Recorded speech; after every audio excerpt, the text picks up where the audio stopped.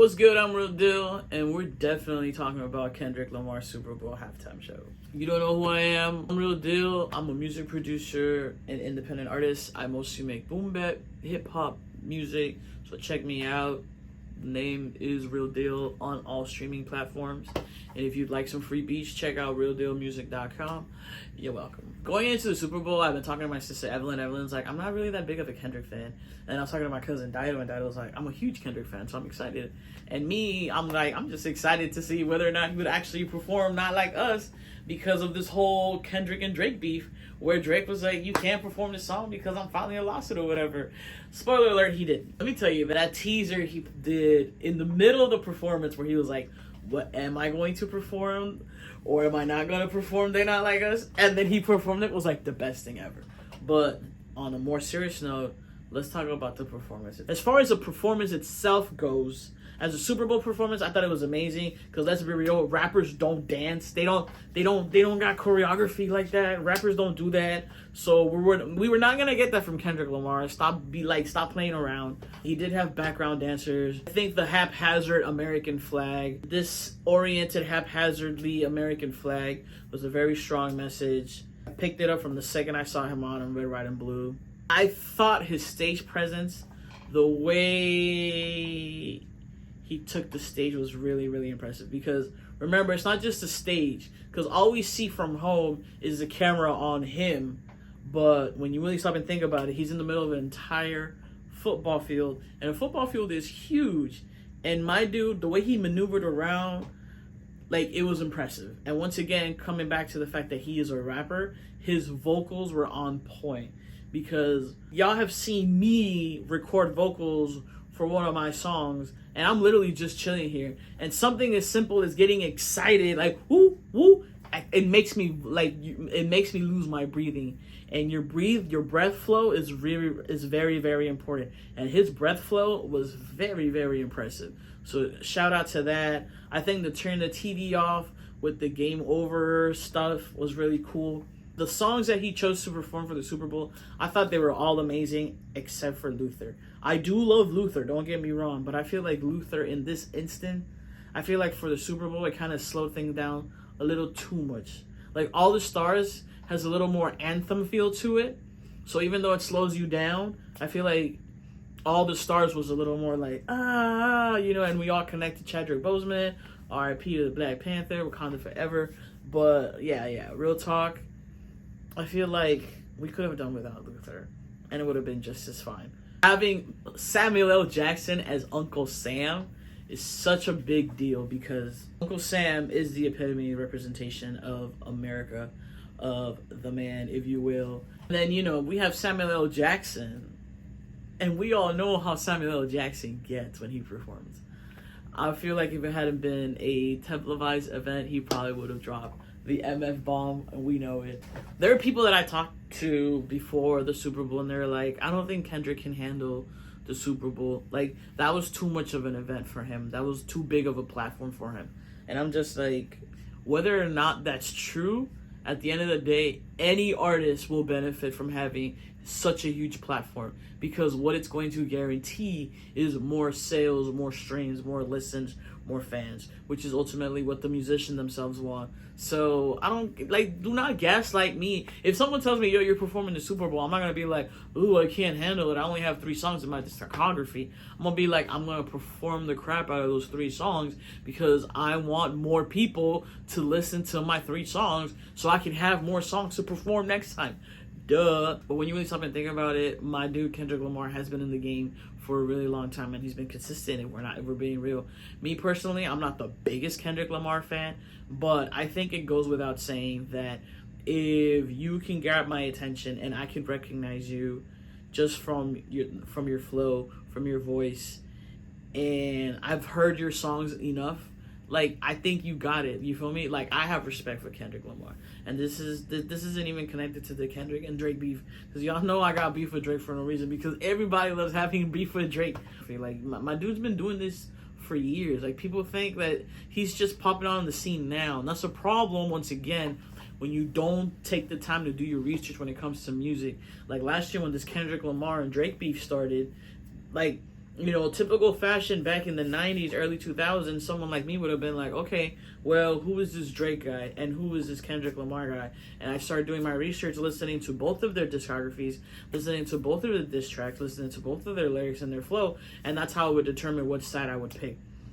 And with this Kendrick Lamar and Drake beef, what a lot of people were doing, where they were they're like, oh, Drake's obviously gonna take the dub because Drake's been in the game longer. They've pretty much been in the game for around the same amount of time. I believe Drake is like a year older than Kendrick Lamar, so it's not even about like being wiser. And honestly, like, a lot of people were choosing Drake because Drake has had more sales, more number one hits, whatever.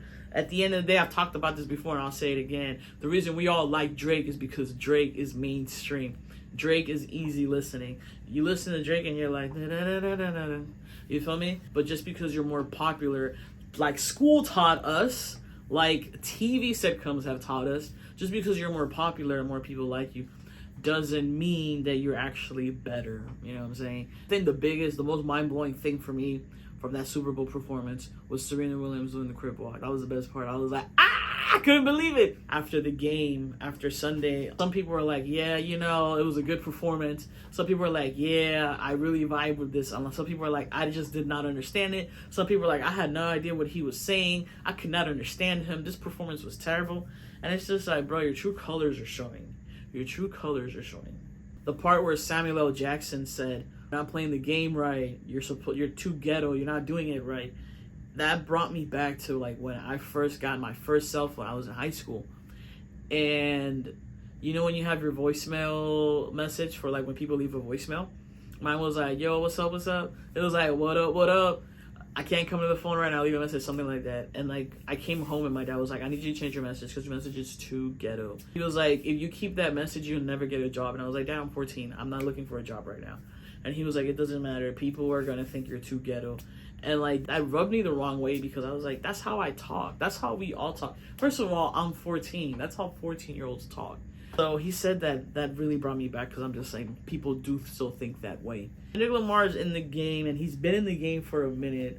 So people saying this wasn't the right time to send out a message. This wasn't the right time to speak out about what's been going on.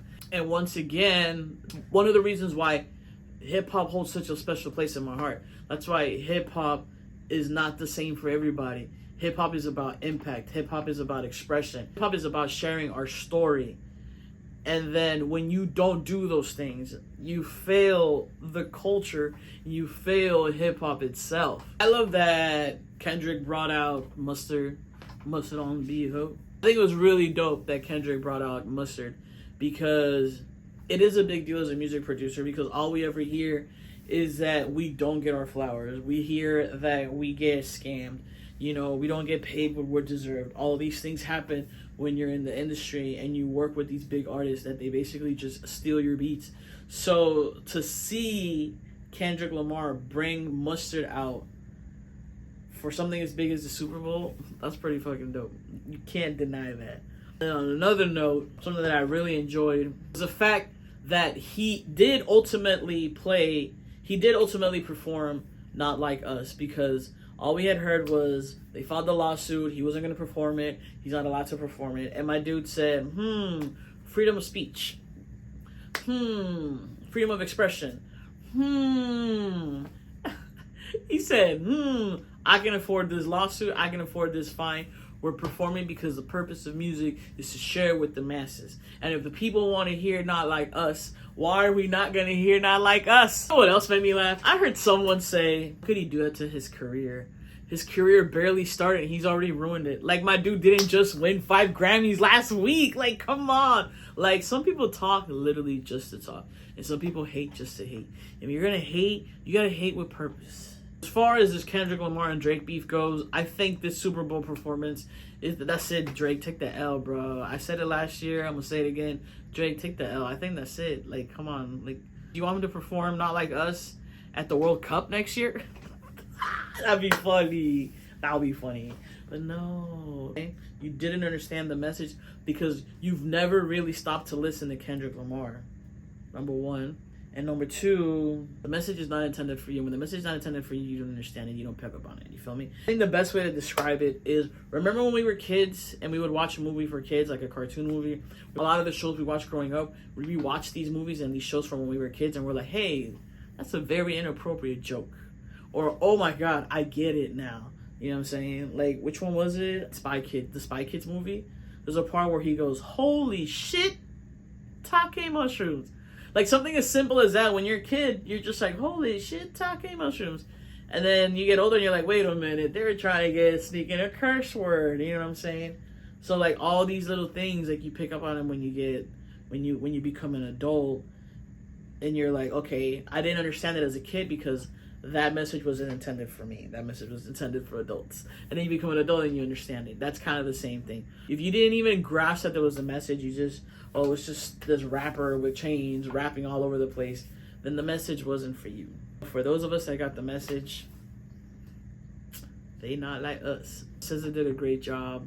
As far as Super Bowl performances go, this one was a memorable one for me. The most recent memorable one before this one was the Shakira one. Before that, I couldn't even tell you. But yeah, that's all I got for today. If you guys want some free beats, head over to realdealmusic.com.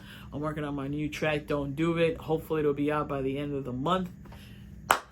I love y'all. Peace. Oh, happy Valentine's Day. Peace.